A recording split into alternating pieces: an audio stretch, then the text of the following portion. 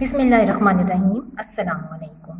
میرے پاس جماعت چہارم کی اردو کی کتاب ہے جس کا آج میں آپ کو سبق نمبر 4 یعنی سبق نمبر 4 پڑھاؤں گی اور جس کا عنوان ہے بے مثال دوست۔ بچوں، آپ کے بھی بہت سارے دوست ہوں گے، لیکن آج ہم اس سبق میں ایک ایسے دوست کی بات کر رہے ہیں جو بہت ہی بے مثال تھے۔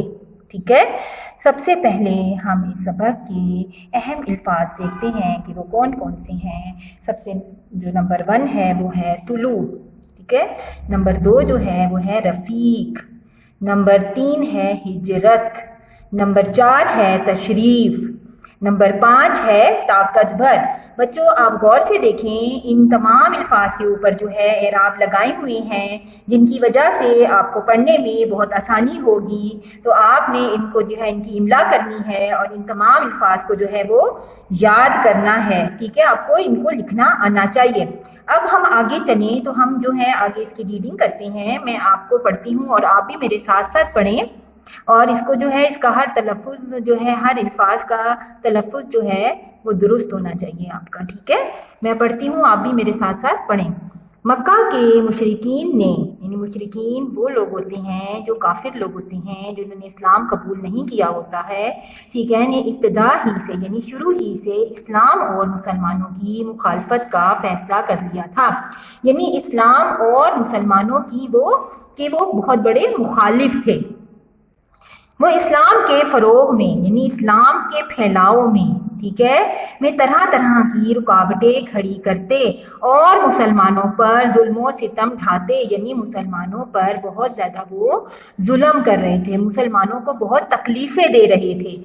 جب مشرکین مکہ کا ظلم حد سے بڑھنے لگا، ٹھیک ہے، جب ان کا ظلم حد سے بڑھنے لگا یعنی بہت زیادہ وہ ظلم کرنے لگے، تو رسول صلی اللہ علیہ وآلہ وسلم نے مسلمانوں کو مدینہ ہجرت کرنے کا حکم دے دیا۔ ہجرت کا مطلب ہوتا ہے بچوں ایک جگہ سے دوسری جگہ جانا، ٹھیک ہے، ایک جگہ کو چھوڑ کر دوسری جگہ جانا، اور خود اپنے لیے اللہ تعالیٰ کے حکم کا انتظار کرنے لگے۔ یعنی انہوں نے حضرت محمد صلی اللہ علیہ وآلہ وسلم نے پہلے مسلمانوں کو کہہ دیا، مکہ کے مسلمانوں کو، کہ وہ مدینہ ہجرت کر جائیں، ٹھیک ہے، لیکن خود وہ نہیں گئے، خود وہ انتظار میں تھے کہ اللہ تعالیٰ انہیں حکم دیں تو پھر وہ وہاں سے ہجرت کریں۔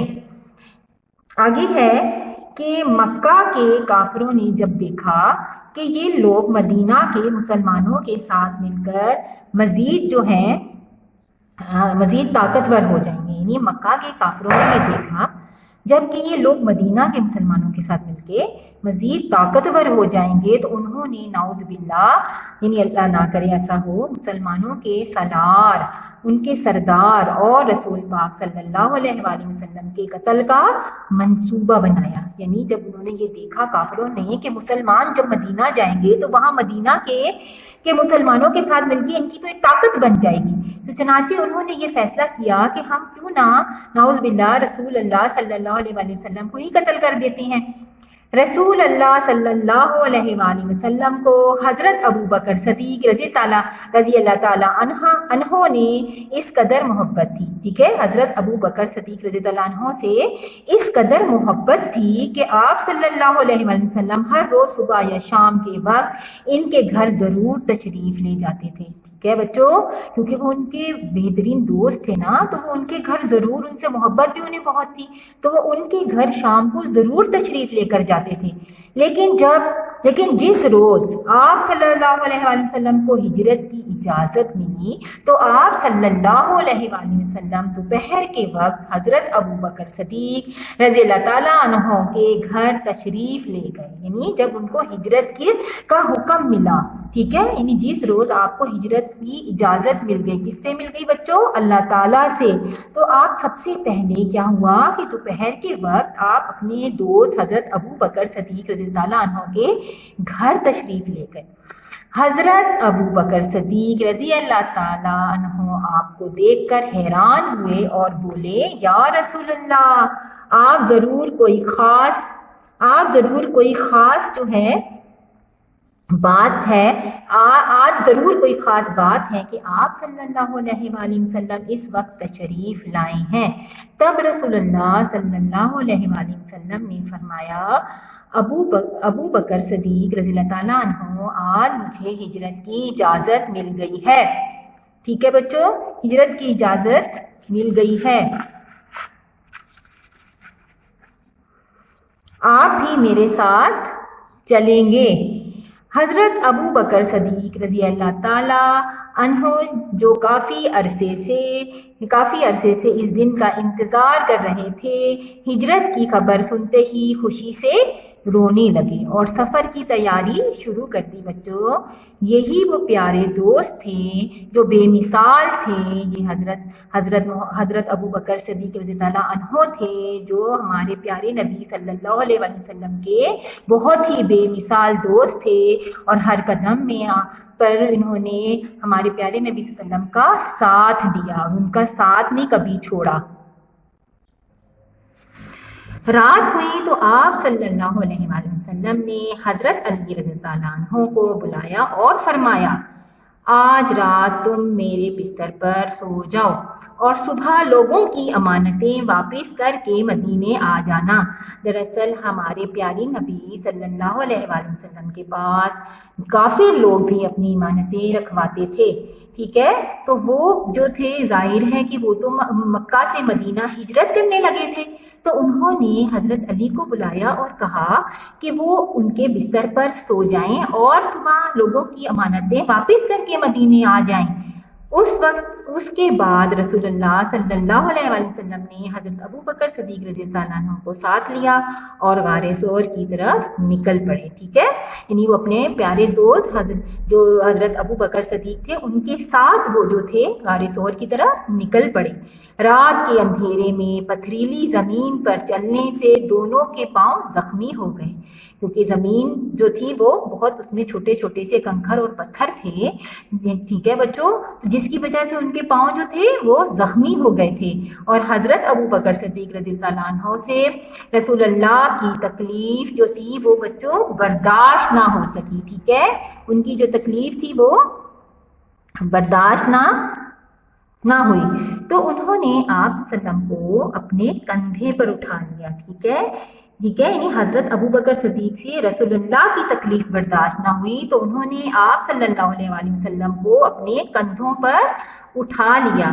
غار کے پاس پہنچے تو حضرت ابو بکر صدیق رضی اللہ تعالیٰ عنہ نے آپ صلی اللہ علیہ وآلہ وسلم سے درخواست کی کہ پہلے مجھے غار کے اندر جانے دیں تاکہ میں غار کی صفائی کر سکوں۔ آپ نے غار صاف کیا تو وہاں بہت سے سوراخ تھے جنہیں آپ نے اپنی چادر پھاڑ کر بند کر دیا، یہاں تک کہ چادر ختم ہو گئی لیکن ایک بل باقی رہ گیا۔ بچوں ایک سوراخ سا تھا، ٹھیک ہے، وہاں پر ایک سوراخ سا تھا جو باقی رہ گیا، ٹھیک ہے، ایک بل تھا جو باقی رہ گیا۔ حضرت ابو بکر، بل کا مطلب یہاں پہ کوئی نہ کوئی بچوں جانور رہتا ہوگا اس بل کے اندر، ٹھیک ہے، یعنی اس سوراخ کے اندر۔ حضرت ابو بکر صدیق رضی اللہ عنہ نے اس کے سامنے اپنا پاؤں رکھ دیا، ٹھیک ہے، تاکہ کوئی موذی جانور یعنی کوئی نقصان دہ جانور آپ کو نقصان نہ پہنچا سکے۔ یہ ایک سانپ کا بل تھا، بچوں سانپ جو ہوتا ہے نا وہ بل میں رہتا ہے، ٹھیک ہے، سانپ کیا ہے، بل میں رہتا ہے، بل کیا ایک سوراخ ہوتا ہے، اس کے اندر وہ اپنا گھر بنا لیتا ہے۔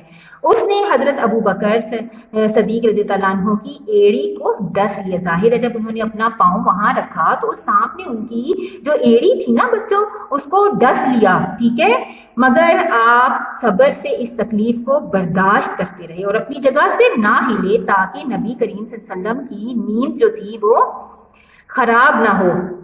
جب درد شدت یعنی ان کی درد کی جو شدت تھی نا، یعنی درد ان کا جو شدت اختیار کر گیا، یعنی بہت زیادہ ان کا درد ان کو ہونے لگا تو آنکھوں سے آنسو جو تھے وہ ٹپک پڑے، یعنی جب ان کا درد بہت شدید ہو گیا، ٹھیک ہے، تو ان کی آنکھوں سے آنسو جو تھے وہ نکل گئے، ٹپک پڑے، یعنی ان کی آنکھوں سے آنسو نکل آئے۔ آنسو کا ایک قطرہ جو تھا وہ رسول اللہ صلی اللہ علیہ وآلہ وسلم کے چہرہ مبارک پر پڑا تو آپ جو تھے وہ بیدار ہو گئے اور پوچھا، اے ابو بکر کیا ہوا؟ تب حضرت ابو بکر صدیق رضی اللہ تعالیٰ انہوں نے بتایا، اے اللہ کے رسول صلی اللہ علیہ وآلہ وسلم، مجھے سانپ نے ڈس لیا ہے، یعنی سانپ نے ان کو کاٹ لیا، ٹھیک ہے۔ لیکن سانپ کا ڈسنا بڑا خطرناک ہوتا ہے بچوں، کیونکہ سانپ جو ہوتا ہے وہ ایک زہریلا جانور ہوتا ہے، وہ اپنا زہر جو ہوتا ہے وہ اندر داخل کر دیتا ہے۔ اسی وقت رسول اللہ صلی اللہ علیہ وآلہ وسلم نے اپنا لعاب مبارک اس جگہ لگایا تو حضرت ابو بکر صدیق رضی اللہ عنہ کو درد سے راحت ملی، سکون مل گیا ان کو درد سے، ٹھیک ہے بچوں، ان کو درد سے سکون ملا۔ آپ رضی اللہ تعالیٰ عنہ 3 دن اور 3 راتیں، ٹھیک ہے، 3 دن اور 3 راتیں جو تھیں وہ رسول اللہ صلی اللہ علیہ وسلم کے ساتھ اس غار میں رہے اور آپ صلی اللہ علیہ وسلم کی خدمت بجا لاتے رہے۔ اسی وجہ سے آپ کو یار غار بھی کہا جاتا ہے۔ بچوں یار کا مطلب دوست ہوتا ہے، غار کا دوست، ٹھیک ہے، تو ان کو غار کا دوست بھی کہا جاتا ہے کیونکہ اس غار میں آپ صلی اللہ علیہ وسلم کے ساتھ تھے، ٹھیک ہے، اور آپ نے ان کا پورا ساتھ دیا، ٹھیک ہے بچوں۔ اچھا آئیں چلیں بچے، اب ہم اس کے آگے جو ہیں ان کے اس سبق کے الفاظ معنی دیکھتے ہیں کہ وہ کون کون سے ہیں۔ پہلا ہے صدیق، ٹھیک ہے، پہلا ہے صدیق۔ صدیق کا مطلب ہوتا ہے ہمیشہ سچ بولنے والا، ہمیشہ سچ بولنے والا۔ پھر ہے غار، پہاڑ کی کھو، ٹھیک ہے۔ پھر ہے موذی، موذی کا مطلب ہوتا ہے دکھ دینے والی۔ پھر ہے رفیق، رفیق کا مطلب ہوتا ہے ساتھی، دوست۔ پھر ہے ہجرت، وطن چھوڑنا۔ پھر ہے راحت کا مطلب ہوتا ہے آرام۔ بچوں آپ نے یہ سارے جتنے بھی الفاظ معنی ہیں یہ سارے آپ نے یاد کرنے ہیں، ٹھیک ہے، اور انہیں اپنی کاپی میں لکھنا ہے۔ آگے چلیں، آگے ہم دیکھتے ہیں کہ اس کے اہم جو کوشچن آنسر ہیں۔ اچھا اب یہ دیکھیں اس کے جو الفاظ سوالات کے جوابات ہم دیکھتے ہیں کہ کون کون سے ہیں۔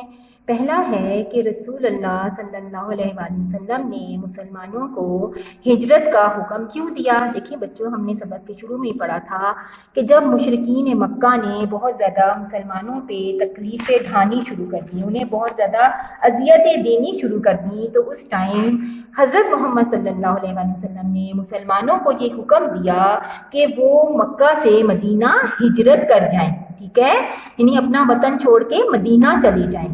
تو اس سوال کا آنسر یہ ہے، یہ ہم نے سبق کے شروع میں پڑھا بھی تھا، آپ نے ضرور آپ کے ذہن میں بھی ہوگا اور میں نے بھی آپ کو بتا دیا ہے۔ نمبر 2 ہے کہ آپ صلی اللہ علیہ وآلہ وسلم دوپہر کے وقت حضرت ابو بکر صدیق رضی اللہ تعالیٰ عنہ کے گھر کیوں گئے؟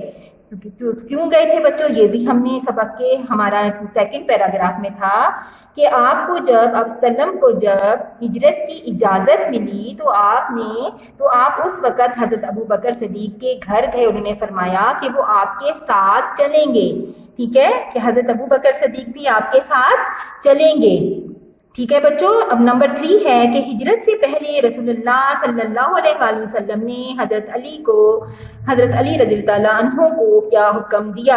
بچوں جیسے کہ آپ کو پتا ہے کہ حضور صلی اللہ علیہ وسلم کیونکہ بہت ہی صادق اور امین تھے، سچے ایمانت دار تھے، تو مکہ کے کافر لوگ مشرکین بھی آپ کے پاس اپنی امانتیں رکھواتے تھے۔ تو اس ٹائم جب آپ ہجرت کرنے لگے تو آپ کے پاس تو لوگوں کی امانتیں پڑی ہوئی تھیں، تو آپ نے حضرت علی کو یہ حکم دیا کہ وہ ان کے بستر پر سو جائیں اور صبح لوگوں کی امانتیں واپس کر مدینہ آ جائیں، ٹھیک ہے بچوں۔ اب ہے سوال نمبر ہمارا 4 ہے، سوال نمبر 4 ہے کہ ہجرت کے وقت رسول اللہ صلی اللہ علیہ وآلہ وسلم کے ساتھ کون سے صحابہ تھے؟ تو بچوں یہ تو سبق ہی ان کے بارے میں ہے۔ کس کے بارے میں ہے یہ سبق؟ کہ ہجرت کے وقت آپ صلی اللہ علیہ وسلم کے ساتھ حضرت ابو بکر صدیق رضی اللہ تعالیٰ عنہ تھے۔ غار میں کیا واقعہ پیش آیا؟ بچوں یہ تو ہم نے سبق کے اینڈ میں پڑھا ہے، ٹھیک ہے، کہ غار کی میں کیا ہوا تھا؟ غار میں جب حضرت ابو بکر صدیق نے اپنی چادر پھاڑ کر جتنے سوراخ تھے ان کے آگے چادر لگا دی، لیکن ایک بل رہ گیا تھا، ٹھیک ہے، وہ بل کس کا تھا؟ سانپ کا تھا۔ جب آپ نے اپنا पाँव वहाँ रखा ताकि हज़रत मोहम्मद सल्लल्लाहु अलैहि वसल्लम को कोई चीज़ काट ना जाए, तो उस सांप ने हज़रत अबू बकर सिद्दीक़ रज़ी अल्लाह ताला अन्हो की एड़ी पे काट लिया। ठीक है, फिर क्या हुआ, उनको जो है बहुत तकलीफ जब शदीद हुई तो उनकी आंखों से एक आंसू जो था वो हज़रत मोहम्मद सल्लल्लाहु अलैहि वसल्लम पर गिरा, क्योंकि वो उन्होंने उनकी गोद में सर रखा हुआ था। तो फिर क्या हुआ, हज़रत मोहम्मद सल्लल्लाहु अलैहि वसल्लम ने जब उनसे पूछा और उन्होंने बताया तो फिर आपने अपना लुआब मुबारक उस जगह पे लगा दिया। तो फिर उससे क्या हुआ, हज़रत अबू बकर सिद्दीक़ की को दर्द से राहत मिली। ठीक है बच्चों, ये आपको यहाँ तक समझ आया सारा? क्वेश्चन आंसर भी यकीनन आपको सारे समझ आ गए होंगे। अब हम जरा आगे जाते हैं और देखते हैं कि आगे हमारा जो है वो कौन सा सवाल है। ठीक है, तो आगे है कि खाली जगह हमने जो है वो पुर करनी है। ठीक है, पहला है कि हज़रत अबू बकर सिद्दीक़ ने उस सुराख के सामने अपना डैश रख दिया। ठीक है, ने उस सुराख के सामने अपना क्या रखा था, पाँव रख दिया। जहां कहीं कोई सुराख या बिल नजर आया उसे अपनी डैश फाड़कर बंद कर दिया, चादर फाड़कर बंद कर दिया। ठीक है बच्चों, ये मैंने यहाँ पर पहले से ही यहाँ पे जो है वो अल्फाज लिख दिए हैं इन ब्लैंक्स में। ठीक है, आपको समझाने के लिए, तो आप भी अपनी बुक में जो है वो लिख लें। रसूलुल्लाह सल्लल्लाहु अलैहि वसल्लम ने अपना डैश मुबारक इस जगह लगाया तो हज़रत अबू बकर सिद्दीक़ रज़ियल्लाहु ताला अन्हु को दर्द से राहत मिली। तो बच्चे क्या आएगा यहाँ पे, अपना लुआब मुबारक।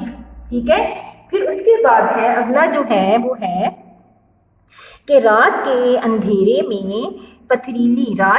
में डैश जमीन पे, ठीक है, पथरीली जमीन पर चलने से दोनों के पांव जख्मी हो गए।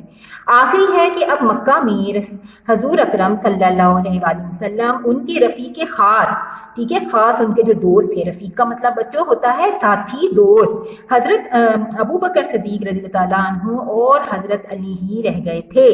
ठीक है, यानी बाकी मुसलमानों ने तो मदीना हिजरत कर ली थी ना, तो सिर्फ 3 बंदे रह गए थे। ठीक है, यानी हजरत मोहम्मद सल्लम रह गए थे, हजरत अबू बकर सिद्दीक़ रज़ियल्लाहु ताला अन्हु रह गए थे और हजरत अली रज़ियल्लाहु ताला अन्हु रह गए थे। बच्चों, अब हमारा अगला सवाल है कि खत कशीदा अल्फाज की इमला दुरुस्त करके जुमले दोबारा लिखें। खत कशीदा का मतलब यानी जिस लफ्ज के नीचे लाइन लगाई गई है, ठीक है, उसका हमने क्या करना है, उसको हमने उसकी इमला दुरुस्त करनी है और उसको जुमला जो है हमने ये दोबारा लिखना है। ये लिखा हुआ है सफाई, लेकिन यहाँ पे सफाई सीन से लिखा गया है, जबकि सफाई जो होता है वो स्वाद से होता है। ठीक है, तो हम यहाँ पे लिखेंगे कि सफाई निस्फ ईमान है। ठीक है ना, सफाई निस्फ ईमान है। आगे है हमें मतवाजन गजा खानी चाहिए, लेकिन बच्चों अब गौर से देखें कि मतवाजन में तो ते आता है, लेकिन यहाँ पर तोए लिखा हुआ है। ठीक है, तो हमने यहाँ पे मैंने इसको दुरुस्त करके लिख दिया है, हमें मतवाजन गजा खानी चाहिए। तो देखिए मतवाजन में ते है। ठीक है, हमें मतवाजन ग़िज़ा खानी चाहिए। अगला जुमला है कि मेहनत कामयाबी की ज़मानत है। मेहनत कामयाबी की ज़मानत है। अब यहाँ पर आप देखें कि मेहनत जो है वो गलत लिखा हुआ है। ठीक है, मेहनत जो है, ठीक है, मेहनत तो देखें इस तरह लिखते हैं, मैंने यहाँ पे दुरुस्त करके लिख भी दिया है। ठीक है, मेहनत कामयाबी की ज़मानत है।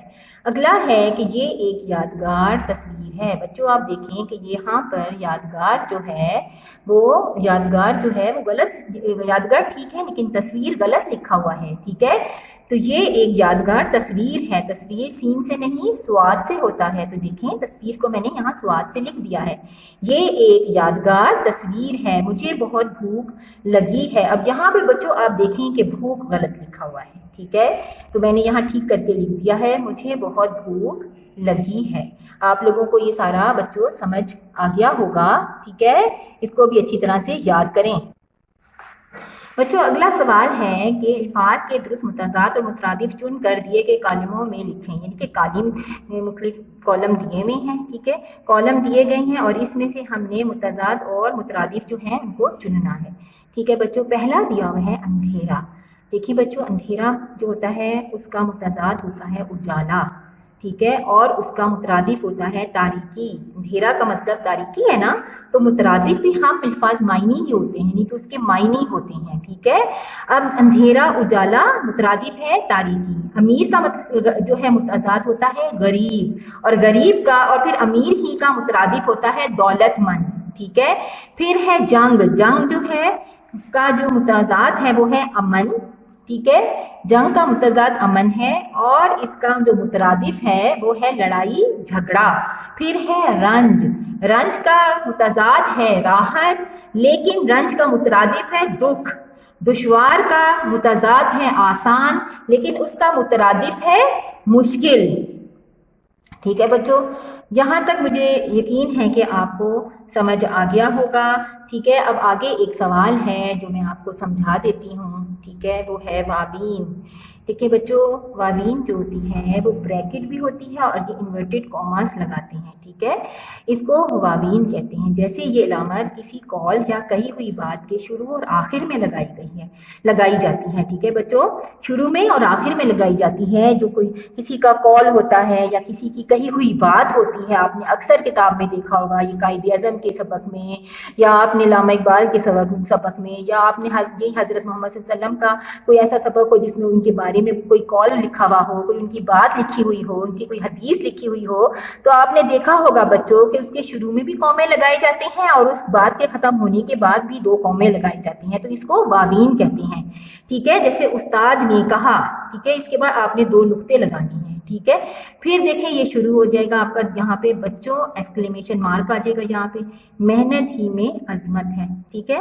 دیکھیں پھر یہاں پر یہ ایک اور ہے نا، محنت ہی میں عظمت ہے، ٹھیک ہے، یہ ایک بات کہی گئی ہے، محنت میں ہی، استاد نے کہا ہے کہ محنت ہی میں عظمت ہے، یعنی استاد کی اس بات کو ہم نے انورٹڈ کامرز میں کر دیا، تو اس کو واوین کہتے ہیں۔ قائد اعظم نے فرمایا قلم تلوار سے زیادہ طاقتور ہے، یہ ان کا قول ہے، ٹھیک ہے، قائد اعظم نے، فرمان ہے قائد اعظم کا، تو اس کو ہم جو ہے واوین میں لکھیں گے، ٹھیک ہے بچوں۔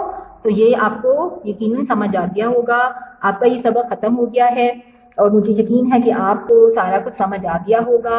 آپ نے سارے سبق کو دہرائی کرنی ہے، اس کو یاد کرنا ہے، جو چیز سمجھ نہ آئے دوبارہ سے ویڈیو کو دیکھیں، ٹھیک ہے بچوں، اور اس کو اچھی طرح سے لکھ کر یاد کریں۔ اب میں اس کا اختتام کرتی ہوں، اپنا بہت بہت خیال رکھیں، اچھی اچھی خوراک کھائیں، فروٹ کھائیں، پھل کھائیں، سبزی کھائیں، ٹھیک ہے، دودھ پئیں، اپنی جو ہے وہ طاقت صحت بنائیں اپنی، ٹھیک ہے بچوں، اور اپنا بہت بہت خیال رکھیں۔ اللہ حافظ۔